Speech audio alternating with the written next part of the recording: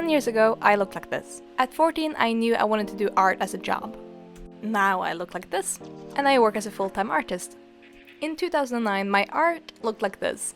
Just 1 year before I discovered DeviantArt, I started getting more interested in digital art, and I was learning Photoshop. And one of my favorite pieces I did that year was this one, a cover for a comic that I never did. In 2019, my art looked like this. You can pretty much say that these past 10 years have been the 10 years that I have been pursuing art as a career, so it has actually been very interesting to see how far I've actually gotten in these 10 years. I saw this challenge going around in January and I knew it was mostly pictures of people, but I thought, well, I can do the art version and redraw my favorite piece from 2009 that I was so proud of now as 10-year-older me and see what it turns out. Hopefully I will make my 14-year-old self proud. Now for the piece and for the video in itself, I will be talking about Krita because recently I got a new computer, which means I do not have my CS6 that I have paid for, that I have on my Mac. I cannot have that on my new PC, and that's very annoying, and I don't want to pay the stupid subscription that you have to pay for Adobe. I would like the program to be mine.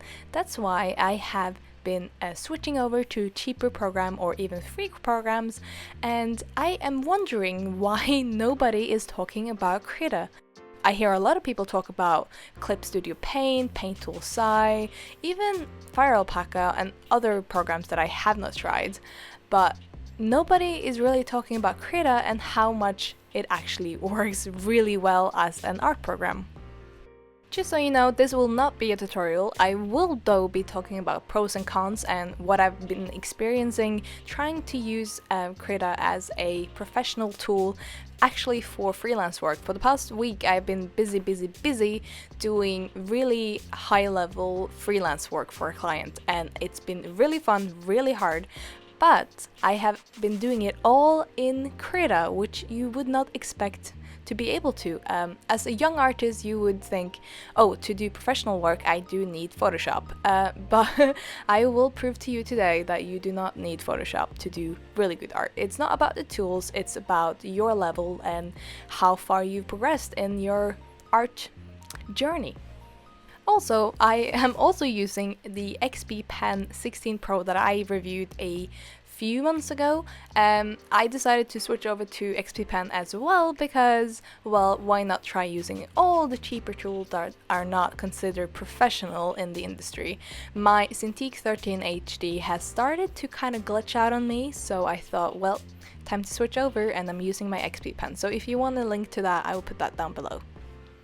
Now let's get into the art. I was very excited to redraw this. I actually streamed the whole thing, so if you ever want to hang out with me and see my whole process and ask me questions and everything that you want to do, please go to my Twitch channel and follow me there. I will stream some weekdays and some weekends, depending on how much freelance work I have that week. But I would love to hang out with you, and yeah, I did this whole drawing on stream, which meant it took longer than it should have, because I'm also chatting with people, but it did take me, I think, condensed to actual drawing time, I think it took me about 3 hours, but on stream it took about 6. But now let's get into the cons. First con was for me the integration, or the shortcuts, or different things that are very different from Photoshop. Whenever you switch over to a different program or a different tablet or anything different, there will be a period of time where you have to find a way to adjust yourself or the program to fit what you were used to before. So it will take you a while to get used to the different kind of settings. The first thing I noticed was that brushes and tools are different in Krita. Tools in general, you have to always go back to brushes, and even the eraser is on the brush setting. I can't explain this very well because I don't really understand it myself, but I did learn to like it, especially the fact that you could just click E, and instead of just switching over to a different brush for erasing, you actually just make the brush that you're currently using into an eraser. So I did not like that in the beginning, it was very annoying to me, but then slowly now I have kind of implemented this thing into my brain, and my hand is doing the right movement on the keyboard to make it work. Second con is the glitching. Krita has a funny thing where it likes to crash, which is very, very annoying. It hasn't happened too often with me. It's actually surprising for a free program to not crash as much as I thought it would, but it has been a few instances where I lost a few minutes of work. Actually, the first time that I was using Krita, I forgot to save my process for my freelance work. It was just sketching. I think I was thinking I would lose about an hour of work, and then Krita actually rescued that file, and I was surprised because Photoshop would never save or rescue a file that you hadn't even saved at all. So Krita actually got a little plus there, but yes, it does crash a few times, and as I've listened to other people on stream say, it does crash for them as well sometimes. Third, and maybe last, as I can't remember any more cons for Krita, is that the color editing is a bit different. I don't think Krita, as opposed to Photoshop, which is a photo software editing software, there we go, words. Krita is meant for drawing, so all the editing tools for different clipping masks and different what is it called?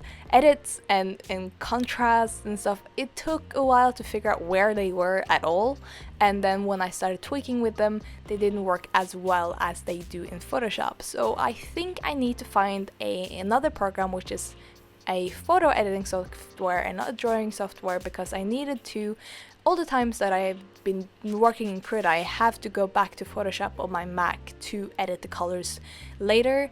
Luckily, that is just like some behind the scenes, last minute kind of tweaks. I don't need to do that in Krita, so I will find somewhere that has a good or a better editing software. You can do the color editing in Krita, but for me it was a bit primitive and I needed to go into Photoshop, but I might be able to kind of get used to it, but at this point in time, 2 weeks after starting using Krita, I'm still missing my comfortability to get used to editing the colors in Krita. And now let's get into the pros, which I'm very, very excited to say things about, because I'm pretty much very, very enthusiastic about this program right now. First, really big pro is that it is completely free. There's no little charge there or no subscription service. There's no... Now Krita is free and is perfect, and I'm so surprised that it actually is free. Second pro is the brushes. The brushes are so good. All the tools that you can draw with are already there. They're already the settings. And my favorite is this one, which I will just put here so you can find that it's under sketch brushes. And I just loved it. The first time I clicked on it and I started drawing with it, I'm like, this is exactly what I use in Photoshop. I love it. And I was just... Okay, this is probably the biggest pro, that the line art or the tools for the line art are just perfect. You can clearly hear that I'm very enthusiastic about the brushes in Krita and how comfortable and easy it was to switch over from Photoshop. And Photoshop has even been like so hard to get used to in the first place, so the fact that it was so easy to switch over really encourages me to really continue using Krita for freelance and personal projects. And third pro, which I'm kind of struggling to find, but I most of all, I just love the software and how I'm painting. Also, I'm just going to say, as an add-on to the last pro, I use my sketching brush that I showed you for everything, even coloring and painting. So I kind of like to use the same, even though it's textured, so just as you know. So yeah, the third pro is that has a very simple interface. I think it is probably confusing if you've never used any digital software, of course, but the tutorials online can really help you. And whenever I've had problems myself and had to tweak shortcuts and all these other things, I've just gone to Google, I've just searched Krita and my problem, and I've always found a solution and help, which has been super great. There are also features of Krita that I can't personally find in Photoshop. Maybe it's because I don't have the Creative Cloud subscription, because I have the paid version of CS6, which is the old version of Photoshop on my Mac. So I might not know any of these features exist for Photoshop in the later version, so correct me if I'm wrong, but there are certain things in Krita that I've seen in like Clip Studio Paint that I've never seen in Photoshop. And as I said before, the biggest pro for me is that Krita is clearly a art and painting program, not an photo editing software. So for me, little things like the fill bucket tool, you have some setting where you can put extra pixels on. So if you fill in line art on a different layer than a line art, of course, and your line art is textured like mine, just filling it out with like a normal tool bucket, even in Photoshop, you will always get that little white gap between your lines and the part that you filled with color. But in Krita, you have this little setting where you can put it to a little bit higher, so it fills a little bit extra pixels, and it will be within your line art, or still fill out under your line art and not give you that white line, which I was very enthusiastic about. I will be testing it more, as I didn't figure out a perfect way to do it, but that was really cool. And I'm sure there's other hidden little things that I didn't know it had, which also includes the animation feature, which is really good. I've never been able to animate in Photoshop as I have in Krita, so I'm very happy about that. But as I've said before, the biggest pro is that it is free. It's a drawing program, and it's pretty easy to understand to use. So I will probably not make a tutorial about how to use it. There's lots of different tutorials on YouTube with how to use Krita, how to set it up, but I will be saying that this image is using